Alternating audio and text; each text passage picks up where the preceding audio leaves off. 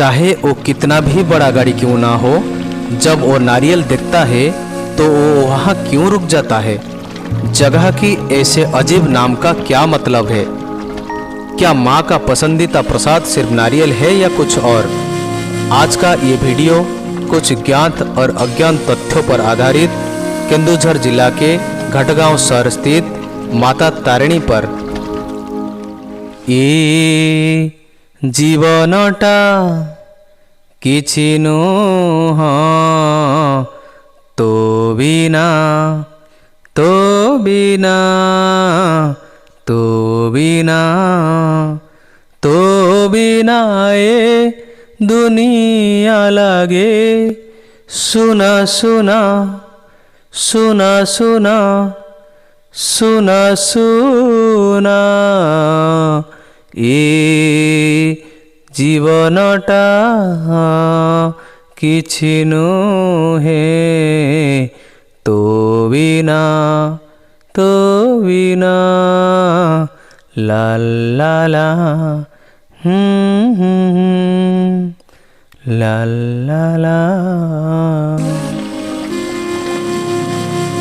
आज भी अपना दिन केंदुझर में बिताएंगे, लेकिन आज हम माँ तारिणी की पीठस्थान दर्शन करेंगे, जो जिले की मुख्य कार्यालय केंदुझर से पानी कोयली की ओर 50 किलोमीटर दूर और राज्य के राजधानी भुवनेश्वर से 170 किलोमीटर दूर है। इस स्थान की यात्रा के दौरान मैं आपको कई किंवदंतियाँ और ऐतिहासिक तथ्य प्रदान करूँगा। तो आइए जानते हैं माता तारिणी के बारे में कुछ रहस्यमय तथ्य। माता तारिणी की शिला मूर्ति की आविर्भाव को लेकर कुछ किंवदंती है। त्रेता युग में जब भगवान श्री रामचंद्र और माता सीता के वनवास के दौरान दुष्ट राक्षस रावण ने सीता का अपहरण कर लिया था, तब राम और लक्ष्मण ने शोक मनाया और सर्वशक्तिमान माँ दुर्गा की पूजा की। पूजा से संतुष्ट होकर देवी ने व्रत कहा, बेटा मैं संकट मोचन तारिणी बनकर तुम्हारे सामने उपस्थित होऊंगा, लेकिन अगर तुमने मुझे देखने की कोशिश की तो मैं पत्थर बन जाऊंगा। देवी की दो आवाज़ सुनकर श्री राम और लक्ष्मण पूजा में लीन हो गए। देवी की उपस्थिति को महसूस करते हुए भगवान श्री रामचंद्र ने अनजाने में माँ की पैर छूने की इरादे से उनके पैर छूते समय अपने आंखें खोल दी। रामचंद्र ने देवी को अपने आंखों से देखा। दोनों की सभी कष्ट दूर करने का वचन देकर पूर्व शर्त के अनुसार देवी पत्थर बन गए। उसी दिन से माँ दुर्गा को माँ तारिणी के नाम से जाना जाने लगा। आज इस यात्रा में मेरे साथ है मेरा दादी माँ, ग्रैंड मदर। तो आइए चलते हैं घटगांव में माता के प्रकट होने का एक किंवदंती भित्तिक कारण है। केंदुझर पूरी गजपति राजा के अधीन एक बड़ा राज्य था। केंदुझर पहाड़ियाँ, पर्वतों और घने जंगल से भरा हुआ था, जो जंगली जानवर का अड्डा था। 500 साल पहले त्रिलोचन भंज केंदुझर के राजा थे। उनके पुत्र का नाम गोविंद भंज था। श्री पुरुषोत्तम देव उस समय पुरी के गजपति महाराज थे। कांची के युद्ध में पहली बार पराजित होने के बाद पराजित महाराजा पुरुषोत्तम देव निराश हो गए और उन्होंने जगन्नाथ की शरण ली।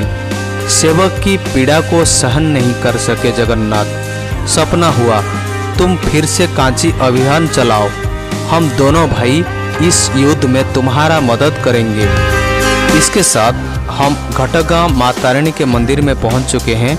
मंदिर का अंदर कैमरा लेके जाना अनुमति नहीं है, इसीलिए हम बाहर से आपको दर्शन करवाते हैं।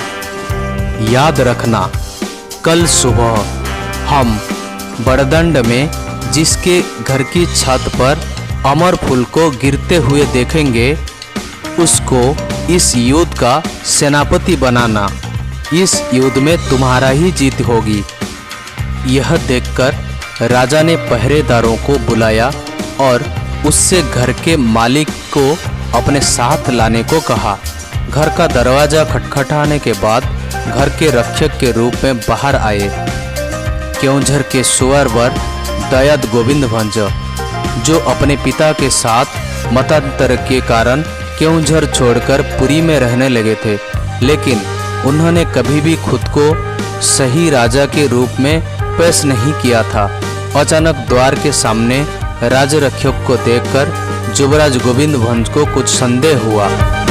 पहरेदारों ने गोविंद भंज को सब कुछ बताया और गोविंद भंज ने सेनापति के रूप में पुरुषोत्तम देव का सहायता किया। सेनापति गोविंद भंज अपने सेना के साथ कांची राज्य की सीमा में प्रवेश कर गए। चलते चलते घोड़ा अचानक रुक गया और बिल्कुल भी आगे नहीं बढ़ा। इस पर व्याकुल होकर गोविंद भंज अपने घोड़े से उतर पड़े। घोड़े के रुकने का कारण सोचते सोचते माता तारिणी के चरण सामने आ गए। युद्ध में जीतने के बाद सेनापति गोविंद भंज कांची के भगवान गणेश की पूजा करने के बाद मदन मोहन, रघुनाथ जीव और उनका माँ तारिणी के साथ पुरी लौट आए। 1480 में केओंझर के राजा त्रिलोचन भंज की मृत्यु के बाद गोविंद भंज केओंझर के राजा बने, लेकिन उनके मन में ये दुख था कि वो माँ तारिणी को केंदुझर नहीं ला पाए।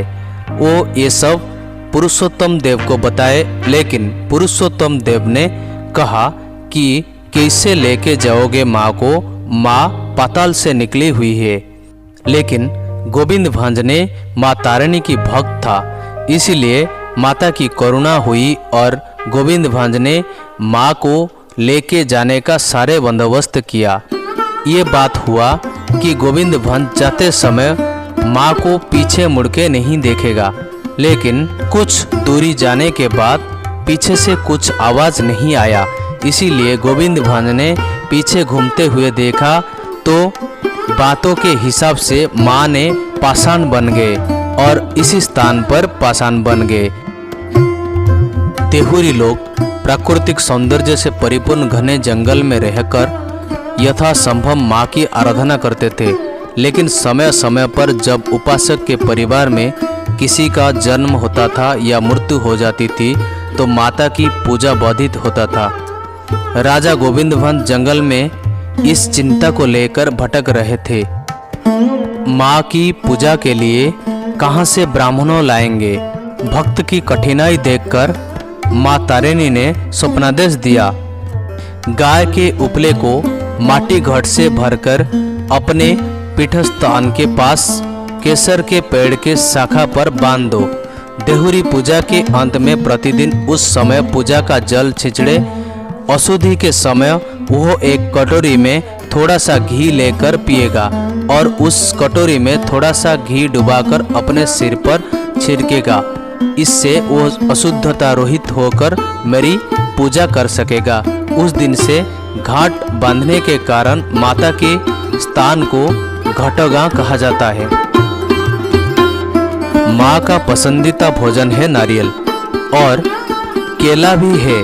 मैं जो पहले बताया था कि माँ को नारियल छोड़ के और क्या पसंद आता है, तो आप याद रखिए केला भी माँ का पसंदीदा भोजन है। एक कहावत है कि अगर आप श्रद्धापूर्वक नारियल देते हैं तो आपका मनस्कामना पूर्ण होती है। अगर कोई भी गाड़ी को, कोई भी वाहनों को आप ये नारियल देते हैं, वो खुशी से ले आता है, और कोई वाहन बिना रुके हुए तो वो गाड़ी दुर्घटना का सम्मुखीन होता है। लेकिन यह प्रामाणिक नहीं है, ये सिर्फ कहावत है। अगर ये वीडियो मेरा आपको पसंद आया है तो सब्सक्राइब कीजिए और शेयर कीजिए, कमेंट के साथ मतामत दीजिए और मिलते हैं नया एक वीडियो गोनासी का।